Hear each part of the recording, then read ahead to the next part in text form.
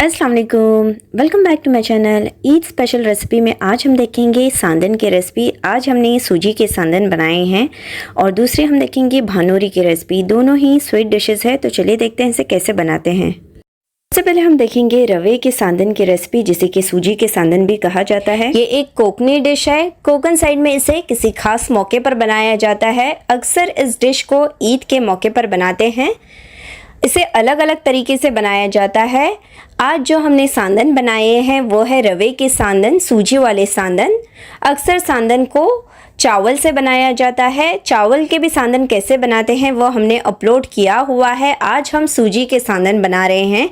इसके लिए हमने सारी तैयारियां कर रखी है, तो चलिए इसे बनाना शुरू करते हैं।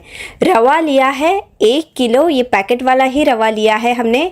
इसमें से थोड़ा सा रवा हम जो सांदन के लिए खोई बनाते हैं उसके लिए इस्तेमाल करेंगे। टोटल रवा 1 किलो लिया है। नारियल का दूध हमने लिया है, मेजरिंग कप से ही मैंने प्रॉपर मेजर करके सारी चीज़ें ली हैं। 5.5 कप नारियल का दूध लिया है और 2 कप भैंस वाला दूध लिया है। जितना ज़रूरत हो इस्तेमाल करेंगे। और शक्कर ली है हमने आधा किलो।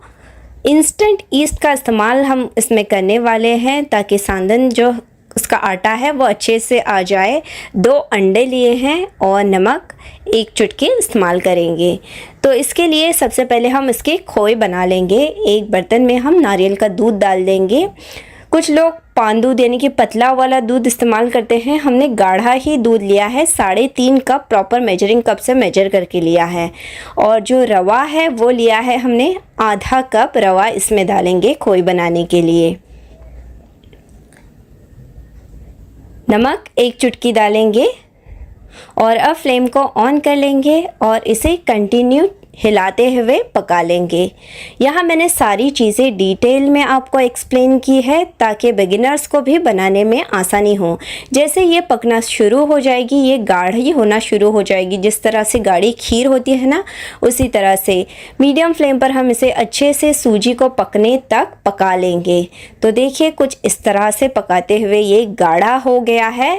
जब ये इसका रवा पूरी तरह से पक जाए, जिस तरह से चावल को पकाया जाता है बिल्कुल वैसे ही पका लेना है। उसके बाद मैंने फ्लेम को ऑफ कर दिया और ढककर 10 मिनट के लिए रख दिया था ताकि जो है इसमें गट्ठे न बने।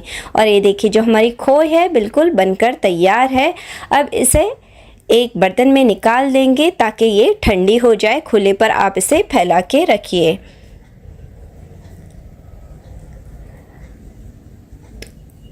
इसे ठंडा होने के लिए दें। अब इस वक्त ये बस हल्की सी ही गर्म है। इस वक्त हम इसमें शक्कर शामिल करेंगे। शक्कर आधा किलो मैंने डाली है।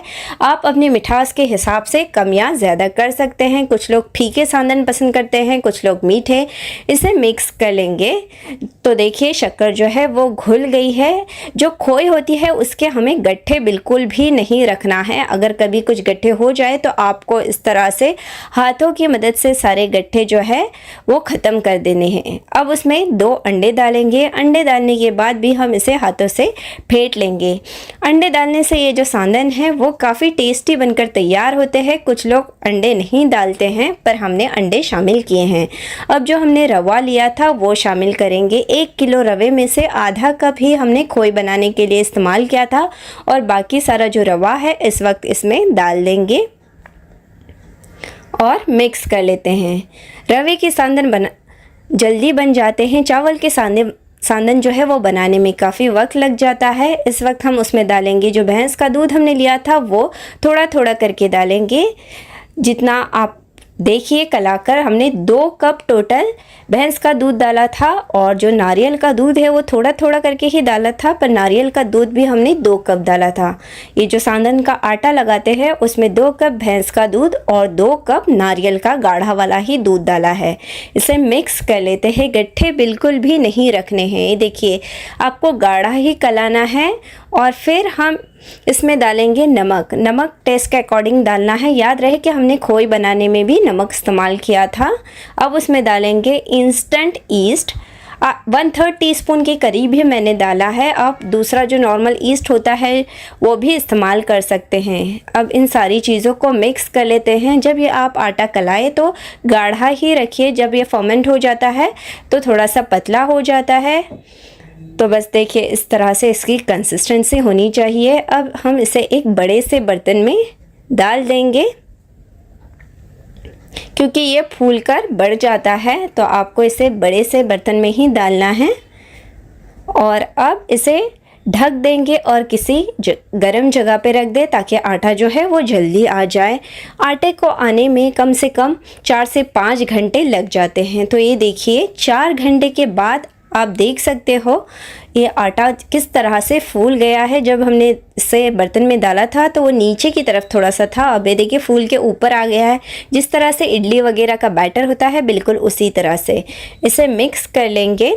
इस वक्त हम इसमें डालते हैं इलायची पाउडर, आधी टीस्पून ही हम इसमें इलायची पाउडर डालेंगे। आप चाहो तो थोड़ा सा जायफल का पाउडर भी डाल सकते हो और इसे अच्छे से मिक्स कर लेंगे। अगर आपको लगे कि ये ज़्यादा गाढ़ा है, कभी कभी ये ज़्यादा गाढ़ा रहता है, तो आप इस वक्त इसमें नारियल का दूध या भैंस का थोड़ा सा दूध शामिल कर सकते हो। आटे की कंसिस्टेंसी इस तरह की होनी चाहिए।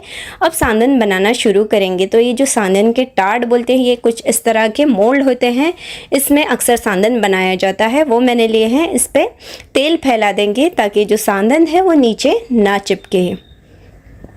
और अब जो सांदन का आटा है वो इसमें 1-1 चम्मच जितना भरकर डाल देंगे। ज़्यादा ये नहीं डालना है क्योंकि ये फूल जाते हैं। और अब हम इसे पका लेंगे। तो एक तंदूर में मैंने पानी को गरम कर लिया, उसमें थोड़ा सा नींबू डाल देंगे ताकि जो बर्तन है वो काला ना पड़े। ऊपर की जाली रख देते हैं और एक एक करके सांदन के जो मोल्ड है वो इसमें रखते जाएंगे। इसे अक्सर तंदूर में ही बनाया जाता है। पानी को अच्छे से बॉईल आने दें, उसके बाद ये रख दें और ढक कर हम इसे पकाएंगे कम से कम 15 से 20 मिनट, जब तक कि सांदन अच्छे से पक नहीं जाते। तो ये तंदूर में जो है वो हमारे सांदन पक रहे हैं। अब कुछ सांदन को हम इडली वाले सांचे में बनाएंगे, क्योंकि कुछ लोगों के पास तंदूर नहीं होता है तो आप इस तरह से इडली के सांचे में भी आसानी से बना सकते हो। इडली के सांचे को भी मैंने थोड़ा सा तेल लगा दिया और 1-1 चम्मच हम इसमें सांदन का आटा डाल देंगे। सांदन को अब हम पका लेंगे। तो इडली के बर्तन को हमने पानी डालकर गरम कर लिया। नीचे अच्छे से बॉईल आने के बाद इडली के ये जो ट्रे है वो रखते जाएंगे और ढक कर इसे भी हम 15 से 20 मिनट सांदन के पकने तक पका लेंगे। अब जो तंदूर में हमने सांदन रखे हैं उसे पकते हुए 15 मिनट हो गए हैं। अब हम इसे चेक कर लेंगे। तो छुरी की मदद से इस तरह से हम चेक कर लेते हैं, छुरी या टूथपिक से।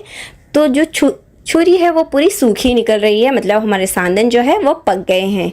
अब इसे खुले पर फैलाकर रख देंगे। कुछ लोग इसे ठंडा होने के लिए, जल्दी ठंडा होने के लिए बर्तन में पानी डालते हैं और फिर ये सांदन के टाट डालते हैं। इसे अच्छी तरह से ठंडा होने देना है और फिर हम इसे निकालेंगे।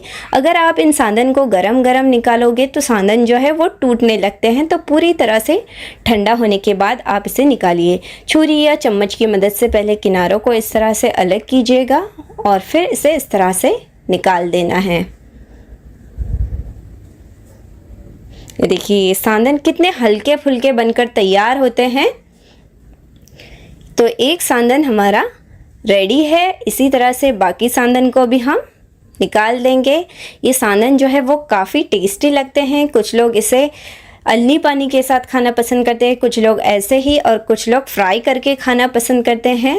आपको जैसे पसंद हो आप उसे सर्व कर सकते हैं। तो ये जो है तंदूर वाले सांदन कुछ हमारे तैयार हो गए हैं। बाकी सांदन को भी हम इसी तरह से पका लेंगे। और जो इडली के बर्तन में हमने सांदन बनाए थे वो भी देखिए 15 मिनट में पक गए हैं। इससे भी पहले आप चेक कर लीजिए और फिर ही निकालिए। इसे भी ठंडा होने के लिए देंगे और जब ये पूरी तरह से ठंडा हो जाए तब हम इसे निकाल देंगे। अगर आपके पास तंदूर न हो सांदन का तो आप इसे इडली के बर्तन में भी बना सकते हो। देखिए कितने हल्के फुल्के बने हैं, काफ़ी टेस्टी होते हैं। आप चाहो तो इस पर थोड़ा सा ज़ाफ़रान या ड्राई फ्रूट्स भी छिड़क सकते हो। तो ये हमारे इडली के बर्तन वाले सांदन भी बनकर तैयार है। बाकी सारे सांदन को भी हम इसी तरह से बना लेंगे। रेसिपी पसंद आती है तो आप इसे ज़रूर ट्राई करना। आप इसे स्टोर करके फ्रिज में भी रख सकते हो। इन सांदन को बनाने के लिए हमने मोटे वाले रवे का इस्तेमाल किया था। मार्केट में 2 टाइप के रवे होते हैं, एक थोड़ा मोटा वाला रवा होता है और दूसरा बारीक वाला रवा होता है। मोटा वाला जो रवा होता है उसमें दूध ज़्यादा जज्ब होता है और बारीक वाला जो रवा होता है उसमें दूध कम जज्ब होता है। अगर आप बारीक रवे से सांदन बना रहे हों तो दूध की क्वांटिटी कम इस्तेमाल कीजिए, इस बात का आपको सांदन बनाते वक्त ख्याल रखना है। नेक्स्ट हम देखेंगे भानोरी की रेसिपी।